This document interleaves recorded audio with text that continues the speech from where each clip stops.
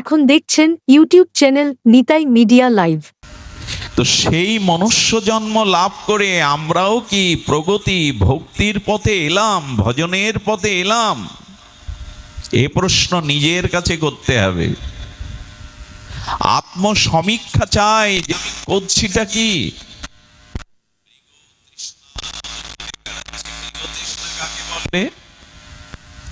দেবর্ষিপাদ নারদ এক শীতল বটবৃক্ষের ছায়ে বসে অন্তর্মনা হয়ে ভগবানের চরণ চিন্তায় রত।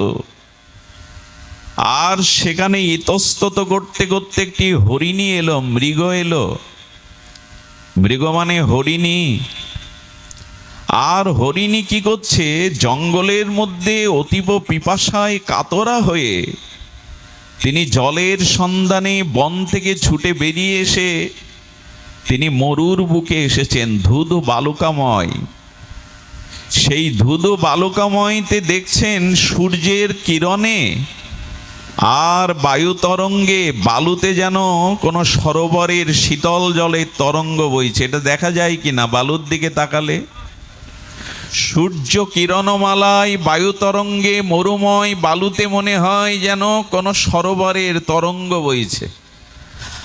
আর মৃগ সেই হরিণী পিপাসা কাতরা হয়ে ছুটে চলেছেন পিপাসা নিবারণের জন্য। দেবর্ষিপাদের কাছে পোড়া মুখ নিয়ে ফিরে এসে বলছেন, কি গো, তুমি জল দেখে ছুটলে, জল পেলে না, পিপাসা মিটল না? বললেন, দেবর্ষিপাদ, জলের তরঙ্গ মনে করে, সরোবর মনে করে মুখ দিতে গিয়ে দেখি আরো অগ্নিময়, মুখটা পুড়ে গেল।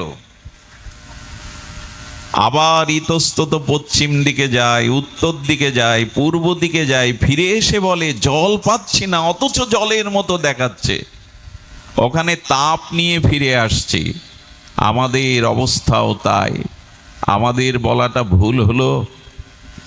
যারা সদ্গুরুদেবের চরণাশ্রয় পূর্বক ভজন সাধন না করে মাদিস অভজন জীবের মতো স্ত্রী পুত্রতে প্রবল আসক্তিতে, ভোগ ও সুখে প্রবৃত্তিতে বৃত্তিতে আসক্ত এ জাতীয় জীব সুখ পাবে মনে করে সংসারে ঘুরতে থাকে। এইবার সুখ পাবো, এই তো আমি সুখী হয়েছি, এই ধনী হয়েছি, এই রূপবান হয়েছি, এই ঐশ্বর্যবান হয়েছি, এই পদ প্রতিষ্ঠা পেয়েছি, কিন্তু শান্তি কোথাও পাই না। জল মনে করে আগুনে তাপে পুড়ে চলে আসে। এর মধ্যে শান্তি কে পেয়েছেন? চিরশান্তি কেউ না। মনে করি শান্তি আছে, মনে করি সুখ আছে।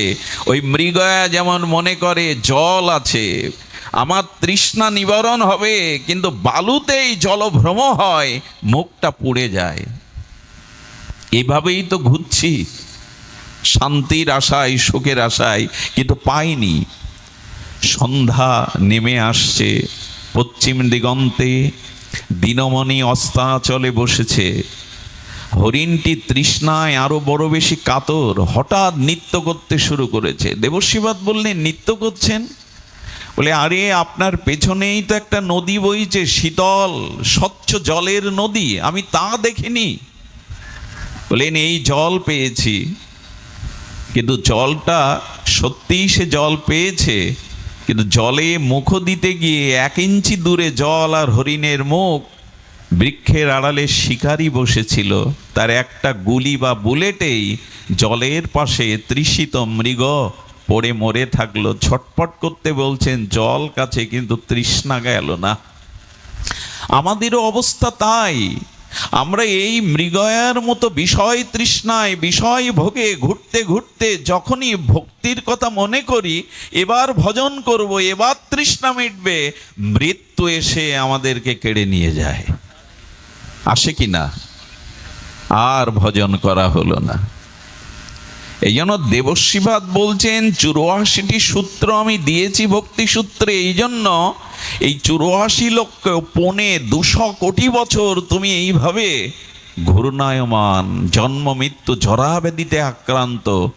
এর থেকে একমাত্র মুক্তির শ্রেয় পথ হলো ভক্তিকে আশ্রয় করা। একটা কথা বলি, ভক্তি বিনা কোনো সাধনায় দিতে না রে ফল। শব্দগুলো ধ্যান দিন।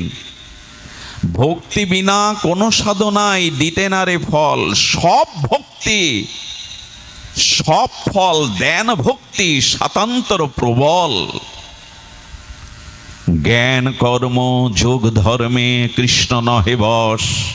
কৃষ্ণ বশ হেতু একমাত্র প্রেম ভক্তি রস। ধ্যানের দ্বারা পাবেন না, জ্ঞানের দ্বারা পাবেন না, বিদ্যার দ্বারা পাবেন না, স্বর্গের পথ পেলেও পাবেন না। আর যজ্ঞ দান তপস্যা সাধ্যায়ন ত্যাগ বৈরাগ্য কোনো কিছুতেই ভগবৎ প্রাপ্তি হবে না যদি তার সাথে ভক্তি যুক্ত না হয়। সব ফল দেন ভক্তি স্বাতন্ত্র প্রবল। জ্ঞান বৈরাগ্য সন্তান, কিন্তু মা ছাড়া সন্তান ধারণ পালন কে করবে? মা ছাড়া কি সন্তান হয়? ভক্তি হলো জননী, জ্ঞান বৈরাগ্য তপস্যা হলো সন্তান। ভক্তি নাই তো সন্তান কোথায়? মা নাই তো সন্তান কোথায়? জ্ঞানের দ্বারা, তপস্যার দ্বারা, তীর্থ পর্যটনের দ্বারা, ঐশ্বর্যের দ্বারা, পদ প্রতিষ্ঠার দ্বারা, দেবত্বের দ্বারা পাওয়া যাবে না, যাবে ভক্তির দ্বারা। সেই ভক্তির স্বরূপ কি সেটাই এই গ্রন্থে বলছেন। ভক্তির স্বরূপ কি? ভক্তির স্বরূপটা জানতে হবে। এটা আবেগতাড়িত বিষয় নয়, শাস্ত্র সিদ্ধান্তে ভক্তির স্বরূপ আমাদের জানতে হবে। কারণ দই আর চুন, চুন পেতে রাখলে মাটির পাত্রে আর দইও পেতে রাখলে দূর থেকে দুটোই সমান মনে হয়, স্বরূপে সমান মনে হয়, কিন্তু দধি আর চুন এক কি? আস্বাদনে মহিমায় তত্ত্বে এক কি, কিন্তু দূর থেকে যে সমান মনে হয় সব ভক্তি নয় যা আমরা বাইরে দেখি। ধ্যান দিন, লবণের শ্বেতকণিকা আর চিনির শ্বেতকণিকা স্বচ্ছ কাচের পাত্রে রাখলে একই রকম প্রতিভাত হয়, হয় কি না?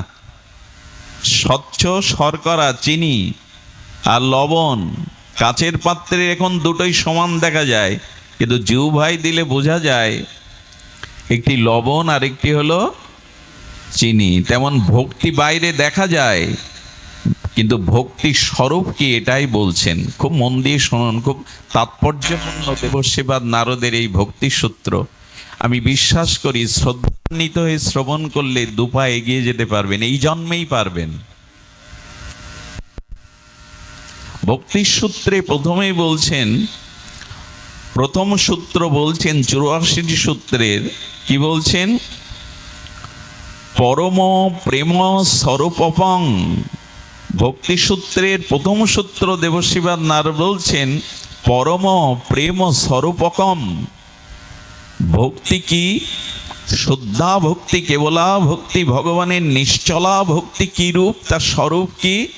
বলে পরম প্রেমৈক স্বরূপং। ভক্তির স্বরূপ কি? পরম প্রেম। শুধু প্রেম না, পরম প্রেম। পরম প্রেম মানে ভগবানের অনন্য মমতা। আমাদের মমতা দেহের প্রতি, ভোগ সুখের প্রতি, স্ত্রী পুত্রের প্রতি, মান সম্মানের প্রতি। যখন ওই মমতাটা সমস্ত কিছু নিগড়ে এক ভগবানকেই অনন্য মমতা দিতে পারবেন, এরই নাম ভক্তি, এরই নাম প্রেম। খুব বড় কিছু নয়, কিন্তু অনেক কঠিন। আমাদের যে ভালোবাসা, আমাদের যে মমতা আমরা ছড়িয়ে দিয়েছি। কাপড়টা জলে দিলে, ভিজালে যেমন ওই কাপড়ের সুতোর মধ্যে জলগুলো প্রবেশ করে, জল আর কাপড় আলাদা করতে গেলে নিগড়াতে হয়। জল আলাদা হয়ে গেল, বস্ত্র আলাদা হয়ে গেল। তেমন জন্ম থেকেই আমাদের হৃদয়ে যে মমতা, প্রীতি, ভালোবাসা, এটা সবাইকে দিয়ে ভাগ করে দিয়েছি।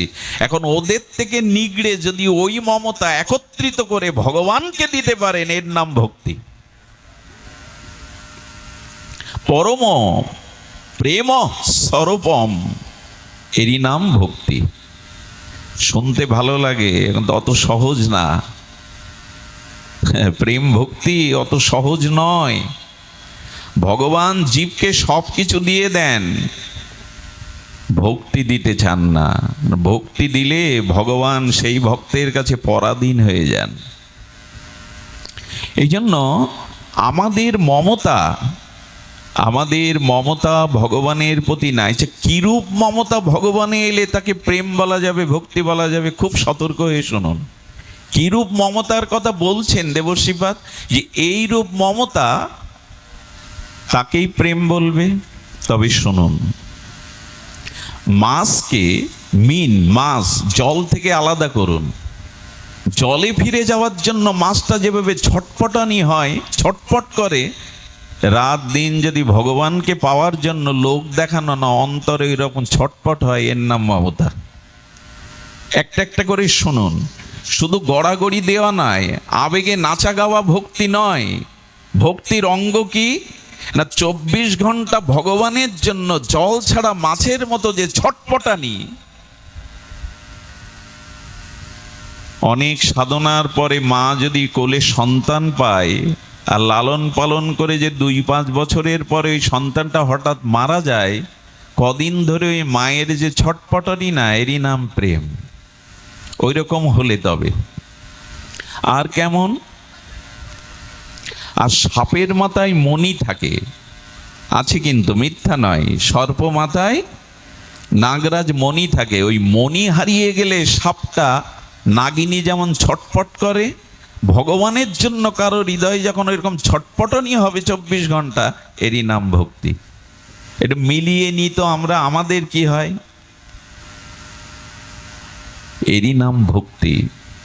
দুটো বক্তব্য দেওয়াটাই ভক্তি না। একটু আবেগে গড়াগড়ি দিলাম, এটাই ভক্তি না। আর কি, বাছুরটাকে, দুগ্ধপোষ্য বাছুরটাকে বেঁধে রেখে মা গাভীকে রাখাল নিয়ে যাচ্ছে। ওই সময় বাছুরটার মায়ের সাথে যাওয়ার, গাভীর সাথে যাওয়ার যে ছটপটানি, এমন যদি ভগবানের প্রতি হয়, তারই নাম ভক্তি। এরই নাম ভক্তি। ওই যে বাছুরটা মা নিয়ে যাচ্ছে রাখাল, ছোট্ট বাছুরটা যেমন ওইরকম করে ব্যাকুল হয়। আর ভক্তি কি, ওই যে বাসাতে ডিমে তা দিতে দিতে পাখিটা অনেক দিন ধরে তা দিতে দিতে ডিমটা ফেটে গেছে। ওর থেকে একটা শাবক, পাখির ডিম থেকে পাখির শাবক বেরিয়েছে। মা করেছে কি, ওই শাবকের মুখে শস্য দানা দেবে বলে খেতে উড়ে গেছে। মাকে না পেয়ে ওই ডিম থেকে সদ্যজাত শাবকটি যেমন চি চি করে মাকে খুঁজে বেড়ায়, আর্তনাদ করে, ওইভাবে ভগবানকে স্মরণ করার নামই ভক্তি। হয়তো আমাদের হয়তো নামযজ্ঞের আসরে বিরাম কীর্তনে খুব গড়াগড়ি দিলেন, কেঁদে একেবারে জড়িয়ে ধরলেন, বাড়ি গিয়ে বাইরে গিয়ে বাদাম কিনে খায়। যে মাটা গড়াগড়ি দিল, মনোহারীর দোকানে গিয়ে চুরি, ফিটি, আয়না, নখ পালিশ কিনে বাড়ি যায়। অত সোজা? দেখুন, চোখের জল পড়াটা ভক্তি। তবে কখন? চোখের জল 2 প্রকার, এক বিষয়শ্রু আর এক প্রেমশ্রু। আসলে এই তত্ত্বগুলো এখন আমরা শুনতে চাই না। তত্ত্ব না জানলে কিন্তু রানা প্লাজার মতো ভেঙে পড়বে। যে ভিত ভালো না করলে ওপরের বিল্ডিংটা ভেঙে পড়বে। তত্ত্ব না জানলে, শুধু লীলা কথায় ভাসলে কিন্তু ভেঙে পড়বেন একদিন। আগে ভিতটা ভালো করুন, আগে তত্ত্বটা জানুন। ভক্তি কাকে বলে? চোখের জল ফেললেই তাকে ভক্তি বলে তা নয়। জল 2 প্রকার। আচ্ছা, অন্য নদীর যারা গঙ্গা জল 1 প্রকার মনে করেন কি আপনি? একটু কথা বলুন, মনে করেন? ইসামতির জল আর গঙ্গা জল এক নয়। কারণ গঙ্গা জল ঘরে রাখুন, 2 বছরেও পোকা হবে না, দূষিত হবে না। অন্য নদীর জল এনে দেখুন।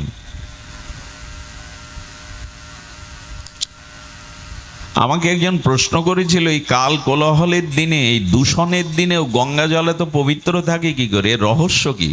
ওতে তো আমরা ফিটকিরি বা অন্য কোনো মেডিসিন দেই না।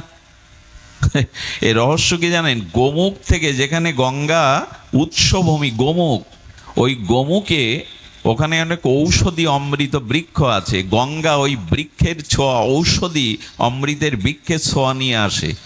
আর গোমুখের ওখানে অনেক যোগী ঋষিমুনিরা তপস্যা করছে, ওদের তপস্যা, ওদের তেজটা, তপস্যার তেজটা গঙ্গা জলে মিশে যায়।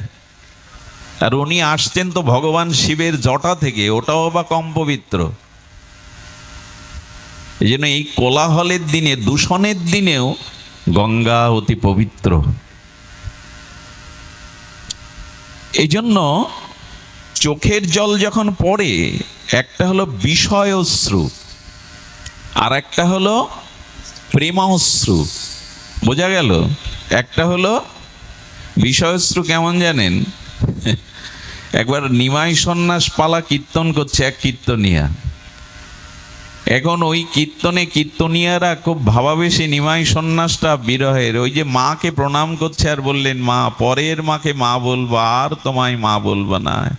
হে গর্ভধারিণী মা, আর তোমাকে সচি মা বলে ডাকবো না, পরের মাকে মা, এইসব বলছে। আর এক বুড়ি খুঁটি দড়িয়ে জোরে কাঁদছেন।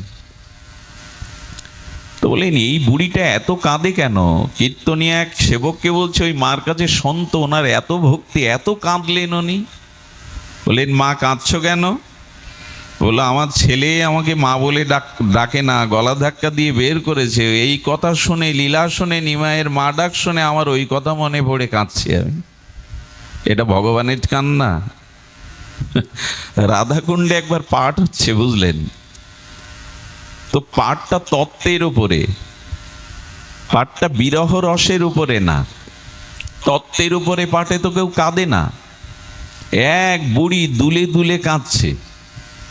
গুরু মহারাজ বলছেন পাঠের শেষে ওই বুড়িকে ডাকতো, ও বুড়িমা, হচ্ছে তো তত্ত্বের পাঠ, এত কাঁদছো কেন তুমি শুরু থেকেই? কিছু মনে করবেন না, গুরু মহারাজ এই কথাটি বলেছিলেন। বুড়ি বলছে, আমার একটা ছাগল মারা গেছে তাই কাঁদছি। বলে, ছাগল মরার সাথে এখানে কান্নার সম্পর্ক কি? আসলে যিনি পাঠ করছিলেন তার মুখে ওই ছাগলের মতো কিছু দাড়ি ছিল, ছোট ছোট দাড়ি। ওই যখন নাড়াচ্ছেন পাঠ করতে করতে, ওর ওই সেই ছাগলের কথাই বারবার মনে পড়ছে। এই কান্নাকে কি বলবেন? এটা প্রেমশ্রু নয়, এটা মায়ার অশ্রু। প্রেমশ্রুটা শীতল হয়, আর বিরহের অশ্রুটা তপ্ত হয়।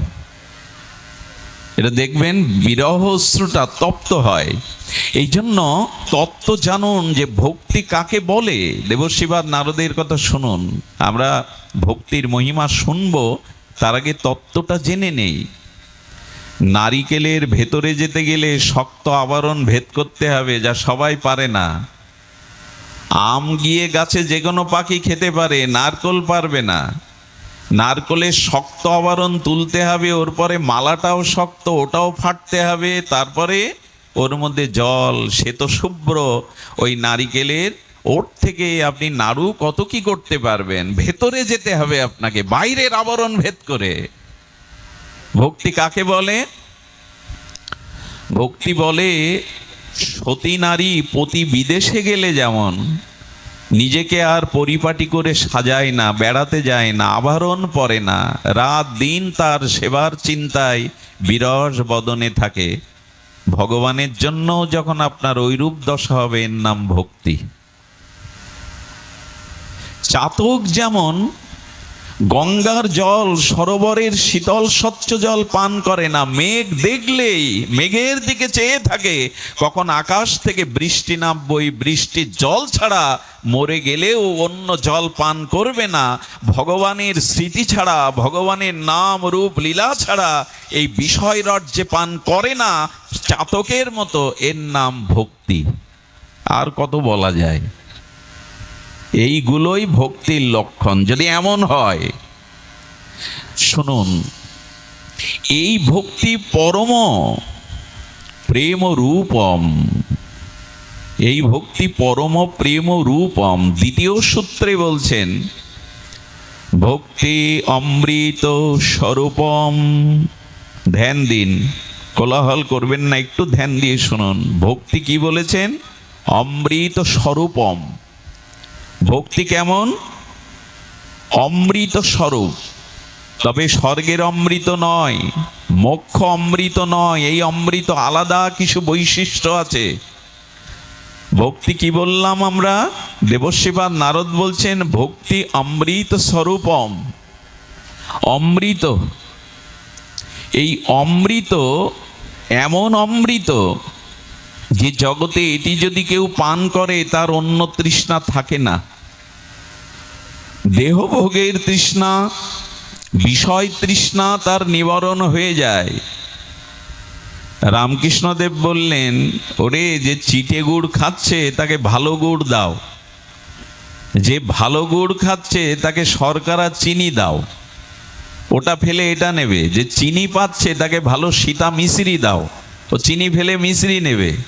যে মিশ্রি পাচ্ছে তাকে তুমি টাটকা মধু দাও, মধু পেলে চিটে গুড় আর কেউ পান করবে না। তেমনি ভক্তি এমন অমৃত, এই যদি একবার কেউ পেয়ে যায়, এই জগতে আর রূপ যৌবন বিষয় ভোগের রস কেউ পান করতে চাইবে না। সেই অমৃত আস্বাদন আমাদের হয়তো, যে অন্য তৃষ্ণা, অন্য কিছু তৃষ্ণা থাকবে না। আরে টাটকা উৎকৃষ্ট আস্বাদ্য মধু পেলে চিটে গুড় কে পাবে? তো ভক্তি অমৃত স্বরূপম। আর এই অমৃত পেলে কি হয় জানেন? আর আপনার অন্য ক্ষুধা তৃষ্ণা থাকবে না। আর এই অমৃত পেলে ওখান থেকে পতন হবে না। কি করে বোঝাই বলুন তো? খুব মার্মিক কথা, পতন হবে না। 1 মিনিট, কারেন্ট এসছে, দিয়ে দাও, তাড়াতাড়ি করো বাবা।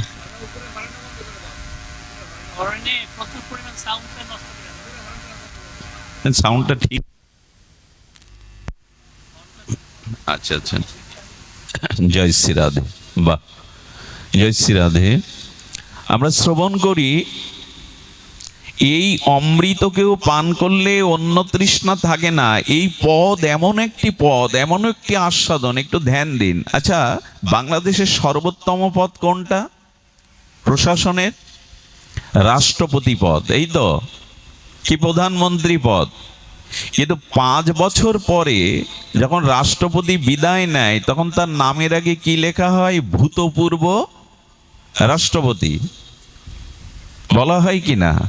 5 বছর পর প্রধানমন্ত্রী নির্বাচনে হেরে গেলে তার নামের আগে একটা বিশেষণ দেওয়া হয়, ভূতপূর্ব প্রধানমন্ত্রী। 5 বছর পর এই পদ থাকে না, অবশ্য দেশের সর্বোত্তম পদ।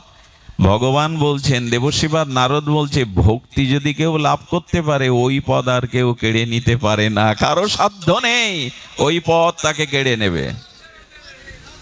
পৃথিবীতে অনেক রকম পদ আছে, রাষ্ট্রপতি মহোদয়, প্রধানমন্ত্রী, কালেক্টর, কত রকম পদ আছে। ডিসির পদ, এটা সবসময় থাকে না। আরো দুর্দশা দেখুন আমাদের পশ্চিম বাংলায় 15টা বছর যিনি শাসন করেছেন, আমাদের সেই মমতা ব্যানার্জি। আশ্চর্য দেখলাম, লাইভে দেখছি, উনি যাচ্ছে না, সব চোর চোর বলছে ওনাকে। 15 বছর প্রচন্ড প্রতাপে উনি শাসন করেছেন এই পশ্চিম বাংলাকে। এরপরে ডিম ছোড়া হচ্ছে। যারা একদিন সর্বভারতীয় পদে প্রতিষ্ঠিত, তাদের ডিম ছুঁড়ে মারা হচ্ছে, চোর বলা হচ্ছে। তো এই পদ পেয়ে আপনার জীবনের শান্তি কোথায়, স্থায়িত্ব কোথায়? দেবশ্রীপাদ বলছেন, ভক্তির অমৃত পদ যে পায়, এই পদ ব্রহ্মাও কেড়ে নিতে পারে না, এই পদ থেকে তার চ্যুতও হয় না। ভক্তিকে চাও। আরে বড় পদ পাওয়ার পরে কি হয় জানেন? ভোট আসলে যাকে দিয়ে সে জুতো পালিশ করাতো, তার ভোটটাও চাওয়ার জন্য হাত জোড় করে। আরে এত যদি এখনই নিচে নামবে, তো ওই পদ পেয়ে হলোটা কি তোমার?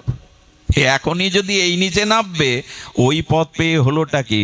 বলেন, কেউ যদি ভক্তি লাভ করে, দেবতা ঋষিমুনিরা এসে তাকে স্তব করে, বন্দনা করে। আচ্ছা বলুন তো, ভূতপূর্ব রাষ্ট্রপতি, ভূতপূর্ব মহন্ত মহারাজ, ভূতপূর্ব প্রধানমন্ত্রী, ভূতপূর্ব স্বরাষ্ট্রমন্ত্রী, সব পদ ভূতপূর্ব হয়ে যায়। জেলে যেতে হয়, পালাতে হয়। ধ্রুব মহারাজ হয়েছিলেন, প্রহ্লাদ মহারাজ হয়েছিলেন। এদের নামে কেউ ভূতপূর্ব ধ্রুব বলে কি? কেউ বলে? ভূতপূর্ব প্রহ্লাদ মহারাজ, ভূতপূর্ব ধ্রুব মহারাজ বলে কি? যদি কেউ ভগবানের শ্রদ্ধা ভক্তি লাভ করে, এ অনন্ত বিশ্ব ব্রহ্মাণ্ড ধ্বংস হলেও, মহাপ্রলয় হলেও ভক্তির পথ কখনো নষ্ট হয় না, ভক্তির পথ কখনো স্খলিত হয় না। আরে চাইতে হয় বড়টাও চাও, চাইতে হয় বড়টা চাও, যে পথ কখনো নষ্ট হয় না, ধ্বংস হয় না। আমরা ছোট চাই, এই জন্য আমাদের দুঃখ। যা থাকে না, যা বিনাশ হয়ে যায়, যা পতন হয়, আমরা তাই চেয়ে বেড়াচ্ছি।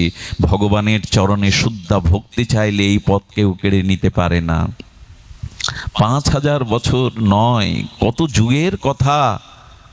এখনো প্রহ্লাদ মহারাজই, ভূতপূর্ব বলবে না কেউ, কেউ বলবে না। মহাপ্রভু বললেন, ভক্তি যদি থাকে তবে তুমি অগ্রগণ্য। এই জগতে কার খ্যাতি হয়?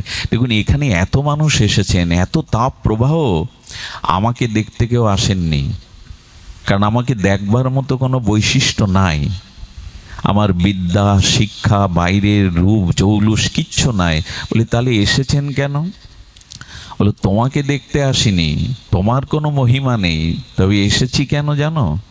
তোমার মুখ দিয়ে গুরুদেব দুটো ভক্তির কথা, ভজনের কথা বলছে বলে এসছি। তোমার এই চেয়ারে বসবে, তোমার চেহারা দেখবো, এই জন্য আসিনি তো আমরা। আমাদের খেয়ে দিয়ে কাজ নেই, এসেছি তোমার মধ্যে দুটো গোবিন্দের গুণগাথা, রাধারানীর মহিমার কথা প্রকাশ হচ্ছে। তাই সম্মান কে পায় জগতে, খ্যাতি কে পায় জগতে? যদি ভক্তি লাভ করতে পারেন, ওই পথ কেড়ে নিতে পারবে না কেউ। আরে ধ্রুব মহারাজ জঙ্গলে তপস্যা করছে, মা সুনীতি দেবর্ষিপাদ নারদকে বলছেন, আমার খোকা বেঁচে আছে তো? হিংস্র জীব জন্তু, বাঘ ভাল্লুক, সাপাত সংকুল হিংস্র প্রাণীর মধ্যে আমার ধ্রুব বেঁচে আছে। বললেন, মা, অচ্যুত ভগবানের চরণ চিন্তায় যে রত হয়, গিয়ে দেখো ব্রহ্মা, শিব, দুর্গা তাকে পাহারা দিচ্ছে, তার ক্ষতি যাতে কেউ না করতে পারে। ভক্তিটাকে গ্রহণ করুন, এই পথ থেকে চ্যুত হবে না কেউ। সুধীবৃন্দ, এই জন্য শাস্ত্র বলেছেন যে দেখো, ভক্তি হলো, আর এই ভক্তি কেমন? দেখুন, ভক্তির সূত্র বলছি আমরা। এই ভক্তি সূত্রটা একটু যদি আপনার হৃদয়ে গেঁথে যায়, আপনি ভক্তিই চাইবেন। সেই ভক্তির একটি বিশেষণ দিয়েছেন, সর্বোপাধি বিনির্মুক্তং। সর্বোপাধি বিনির্মুক্তং কেমন? ভক্তি যদি চাও, উপাধি চেয়েও না। আমি বড় বক্তা, আমি বড় গায়ক, আমি বড় পণ্ডিত, এই উপাধি চাইলে ভক্তি হবে না। সুধীবৃন্দ, আরো ধ্যান দিন, কি বলছেন? সর্বোপাধি বিনির্মুক্তং তৎপরেণ নির্মলম। চিত্তটা নির্মল হবে। নির্মল মানে ময়লা নাই, ওই চিত্তের মধ্যে কোনো বাসন, ভগবানকে আনন্দ দেওয়া ছাড়া, ভগবানকে সুখ দেওয়া ছাড়া নিজের কোনো চাওয়া পাওয়া থাকবে না। এরে বলে উপাধি শূন্য, নির্মল। আহা, ভক্তির সূত্রে কি বলছেন? আর কি বলছেন? কৃষ্ণ সুখৈক তাৎপর্য, ভগবান কিসে সুখ পাবে, আনন্দ পাবে, এই চেষ্টা যার মধ্যে আছে, আত্মসুখ প্রবঞ্চনা মানে নিজ সুখের বাসনা যার মধ্যে নাই, তাকে বলে ভক্তি। আমরা নিজের সুখের তালে ব্যস্ত, ভগবানের কিছু সুখ হয়, সেই চেষ্টা যখন যার মধ্যে আসবে, নিজ সুখেও নিজ ভোগের বাসনা যখন দূর হবে, তাকে বলে ভক্তি। সর্বোপাধি বিনির্মুক্তং তৎপরেণ নির্মলম। কৃষ্ণ সুখৈক তাৎপর্য, এরে বলে প্রেম, এরে বলে ভক্তি। যদি ভগবানের সুখের জন্য সমস্ত আচ্ছা, আপনি এখানে বসেছেন, হরিকথা আপনার কানে গিয়ে কর্ণ রসায়ন অমৃত আনন্দ পাচ্ছেন হৃদয়ে। ভক্তি কাকে বলে জানেন? এই শ্রবণ করে যে আনন্দ পাচ্ছেন, সেটাও মনে মনে বলবেন, এই আনন্দটাও রাধারানী আমি তোমাকে দিয়ে দিলাম, আমি ভোগ করব না। এরই নাম ভক্তি। আমি বসে বসে শ্রবণ করে যে আনন্দ পাচ্ছি, এই আনন্দটা ভোগ না করে তোমায় দিয়ে দিলাম। অর্থাৎ নিজ সুখের বাসনা না রেখে ভগবানকেই সুখ তাৎপর্যে ভালোবাসার নাম হলো ভক্তি। এ আর আমাদের হয়েছে, তবে হওয়ার সম্ভাবনা আছে। মহাপ্রভু নিতাই চাঁদের কৃপায় এই যুগে ভক্তি সুলভ। ভক্তি দুর্লভ বটে, কিন্তু ভক্তি সুলভ। কেমন সুলভ? বলে কৃষ্ণ ভক্ত সঙ্গ করি, কৃষ্ণ ভক্ত অঙ্গ হেরি, শ্রদ্ধান্বিত শ্রবণ। এই দেখুন কেমন সুলভ। ঠাকুর মশাই ছিল নরোত্তম ঠাকুর দাস মহাশয় বলছেন, এক কাজ করো, এই ভক্তি যদি পেতে চাও তাহলে এক কাজ করো, কৃষ্ণ ভক্ত অঙ্গ হেরি। শব্দগুলো নিশ্চয়ই ধ্যান দিয়ে শুনছেন, এত কষ্ট করে এসেছেন। পাখার বাতাস না হলেও চলবে মা, গায়ের গরমটা লাগুক, হৃদয়ের জ্বালা জোড়াক। অনেকেই পাখা টানছেন, অসুস্থ থাকতে পারেন, থাকলে ঘামলে পাখা টানতে পারেন, কিন্তু বলি আকাশ থেকে 7 দিন যদি একটানা বৃষ্টি হয়, আপনাকে যদি ঠান্ডা ঘরেও ঢুকানো হয়, মনের জ্বালা হতে যাবে না, সংসারের ত্রিতাপ জ্বালা যাবে না। আরে বাইরে তাপ লাগে লাগুক, হরিকথা ভেতরের জ্বালা জোড়ায়। হরিকথা তবে কথামৃতম তপ্ত জীবনম, এই জীবনের অভিশাপ তাপ এটা জুড়িয়ে দেয় হরিকথা। বাইরের দিকে দৃষ্টি দিতে গেলে ভেতরের তাপ যায় না। আর একটা কথা বলি, 2-4টে টাকা রোজগার করার জন্য মাথের ঘাম পায়ে ফেলতে হয় সারাদিন। 500 টাকার জন্য একজন দিনমজুর খাটে এই প্রখর রৌদ্রে। গোবিন্দের জন্য যদি গায়ের একটু ঝাম ঝরে, ঝরুক না। আর এই দেহ তো একদিন পুড়াবে। জ্যান্ত থাকতেও কারেন্টে শর্ট দেবে, থেরাপি দেবে যদি দেহে আমার ক্যান্সার আসে। জয় রাধে, যেভাবে ছিল রাখো। বলছেন এই জ্যান্ত দেহেই পুড়িয়ে দেবে, থেরাপি দিয়ে দেবে। আমি বলছি কি, বাইরের দেহ সুখের কথা ভুলে গিয়ে কি বলছে, কৃষ্ণ ভক্ত অঙ্গ হেরি। একবার ধ্যান দিন, ভক্তের দিকে তাকিয়ে হরি কথা শুনতে হবে। বলো তাকাবো কেন? চোখ বুজে শুনলে হবে না? তোমরাও তো চোখ বুজে বলো শোনো। বলে না, মাঝে মাঝে তাকিও। তাকালে কি হয় জানেন? যিনি ভজন করেন, যার ভিতরে বিশুদ্ধ ভক্তি, নির্মল ভক্তি আছে, তার চোখের দিকে, অঙ্গের দিকে তাকালে ওই ভক্তি কণুকা রোগ বীজাণুর মতো সংক্রামিত হয়ে তোমার মধ্যেও প্রবেশ করবে। কৃষ্ণ ভক্ত অঙ্গ হেরি। আহা, ভক্তির পথ বলছেন ঠাকুর মশাই। কৃষ্ণ ভক্ত হতে হবে, আমার মতো বিষয়ই না। যিনি প্রকৃত হৃদয়ে ভক্তি লালন পালন করেন, যার হৃদয় গঙ্গায় ভক্তি প্রবাহ তরঙ্গ বইছে, ভগবানের নাম রূপ লীলা স্মরণ বইছে, ওই জাতীয় ভক্তের অঙ্গকে হেললে, অর্থাৎ চোখে দেখলে ভক্তি সংক্রামিত। দেখাতেও ভক্তি হয়। আচ্ছা, কুদৃশ্য দেখলে মনের ভিতরে ওই কুদৃশ্যের প্রভাব পড়ে না? একটু কথা বলবেন। যন্ত্রে, পত্রপত্রিকায় কুদৃশ্যগুলো দেখলে মনে প্রভাব পড়ে কি না? তা কুদৃশ্য যদি দেখলে মনে প্রভাব পড়ে, ভগবানের বিশুদ্ধ অনুরাগী প্রেমিক ভক্তের দিকে চাইলে মনে ভক্তির প্রভাব পড়বে না? চাইতে হবে। কৃষ্ণ ভক্ত অঙ্গ হেরি। আর কি বলছেন? শুধু অঙ্গ হেললে হবে না, কৃষ্ণ ভক্ত সঙ্গ করি, তার সঙ্গ করতে হবে। সঙ্গ মানে আসক্তি। সঙ্গ করলে ওইটা সংক্রামিত হবেই। ছোটবেলায় দেখতাম একটা খাতার উপরে, শুভ্র সাদা কাগজের উপরে একটা 10 পয়সা দিয়ে, উপরে একটা 10 পয়সা দিয়ে ঘষা দিতাম। রং নেই, তুলি নেই, শিল্পী নই, তবু অঙ্কিত হয়ে যেত কিনা? যেত কিনা? মনে পড়ে, অনেকেই করেছেন এটা।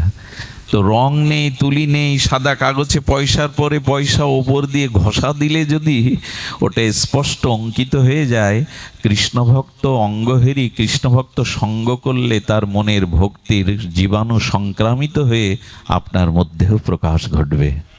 সঙ্গ করুন। আর একথা বলি, যে যেমন যার সঙ্গ করে তার ভিতরে তেমন অনুভূতি, রঙ্গ, ভাব প্রকাশ হয়। এই জন্য সঙ্গের ব্যাপারে একটু সতর্ক থাকতে হবে। কৃষ্ণ ভক্ত সঙ্গ করি। আর কি বলছেন? ভক্তির পথ কি, কিভাবে ভক্তি পাবেন? শ্রদ্ধান্বিত শ্রবণ কীর্তন। এইবার কৃষ্ণ ভক্তর দিকে তাকালেন, কৃষ্ণ ভক্তের সঙ্গে বসলেন, এবার শ্রদ্ধান্বিত হয়ে ভগবানের গুণগাথা শ্রবণ করুন। দেখুন, এখানে এসেছে আমরা সবাই পাবো না। এই ভগবত ভক্তির আমাদের ভিতরে যে প্রীতি, অনুরাগ, নিষ্ঠা, রুচি আসবে না। বলেন শ্রদ্ধান্বিত শ্রবণ কীর্তন। তুমি শ্রবণ করতে এসছো, কিন্তু শ্রদ্ধান্বিত হয়ে শ্রবণ করছো তো? চোখ একবার প্যান্ডেলের দিকে যাচ্ছে, কত লোক এসেছে সেই দিকে যাচ্ছে, বারবার মনে করছি কটায় শেষ হবে, গাড়ি পাবো কি না, হলো না। আসলে 24 ঘন্টা বৃষ্টি হয়েছে, কিন্তু উঠানে যে মাটির ঘরটা ছিল, ঘরটা তুলে দেখি ওর মধ্যে শুকনো। বলে 24 ঘন্টা বৃষ্টি হলো, মাটির ঘট ভেতরে শুকনো কেন? বললো উপুড় হয়ে পড়েছিল। আমাদের ওইটার অভাব। অনেক জন্ম শোনা অভ্যাস না তো, ঘুম আসে, অলসতা আসে, গরম পায়, কষ্ট অনুভব হয়। শ্রদ্ধান্বিত শ্রবণ কীর্তন, যদি শ্রদ্ধাযুক্ত হয়ে শ্রবণ করতে পারো, পরীক্ষার জন্য, এই বক্তার কথা অনেক শুনেছি, দেখি তো কেমন বলে, এরকম পরীক্ষার জন্য নয়, শ্রদ্ধান্বিত হয়ে শ্রবণ করতে হবে। এইটার অভাব আমাদের। আর এই পুকুরে মাছ আছে, আপনিও ভালো মৎস্য শিকারী, আপনি ছিপ পেতেছেন, কিন্তু সারাদিনে মাছ খুদও দেয়নি, মাছ পাওয়া তো খুদও দেয়নি। তার কারণ কি জানেন? বড়শির আগায় চারটা দেননি। খুদ দেবে তো? মাছ ধরতে পারবেন তো? কোনো সুন্দরী রমণী, দেখতে খুব সুন্দর, বিশ্ব সুন্দরী, আবার সে অষ্টাদশী, 18 বছরের, আবার সে অলংকার পরেছে, কিন্তু অঙ্গে কোনো বস্ত্র নাই, তাকে সম্মান করবেন তো?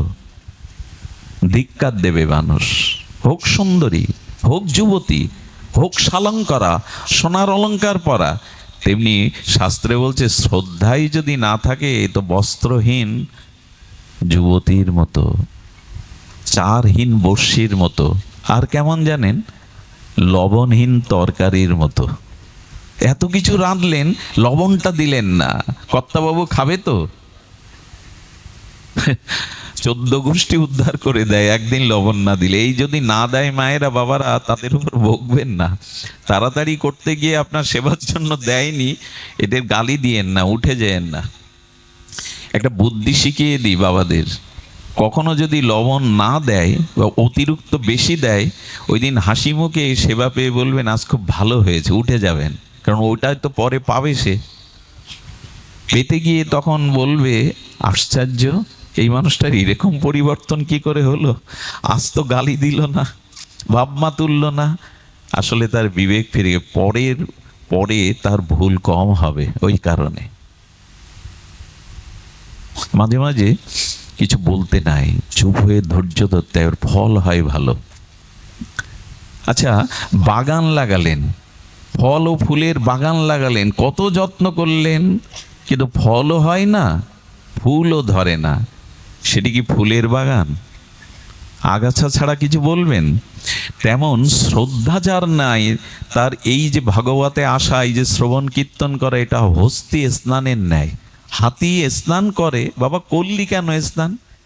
ধুলোগুলো ধুয়ে গেল, ও স্নান করে আগে ধুলায় গড়ায়, আর কাদামাক্ত কদ্দমাক্ত হয়ে, এই স্নানের মানেটা কি? আজ আমরা অনুষ্ঠান করছি, যাগযজ্ঞ করছি, কিন্তু শ্রদ্ধার অভাব। 24 ঘন্টা বৃষ্টি, ঘরের মধ্যে শুকনো, উপুড় হয়ে পড়েছিল। শ্রদ্ধা চাই, শ্রদ্ধান্বিত শ্রবণ কীর্তন। ঠাকুর মশার এই বাণী না, মহামন্ত্র। শ্রদ্ধা নিয়ে হরিকথা শ্রবণ কীর্তন করো, একদিনের হরিকথায় তোমার প্রেম প্রাপ্তি হয়ে যাবে। যদি বিশুদ্ধ শুদ্ধ ভক্তের মুখে ভগবত শ্রবণ করতে, নাম লীলা গুণাদিনে নাং মুখনাং ভাষণাম কীর্তনাম, সেই শুদ্ধ ভক্তের মুখে হরিকথা কীর্তন। একটা জিনিস বলি, অবৈষ্ণবের মুখে, অশুদ্ধ ভক্তের মুখে হরিনাম হরিকথা ক্রিয়াশীল হতে কোটি জন্ম লেগে যাবে, হবে না। একজন বলছি কি, পাপী যদি আগুন জ্বালায় আর পুণ্যবান যদি আগুন জ্বালায়, দুটোই তো পুড়বে।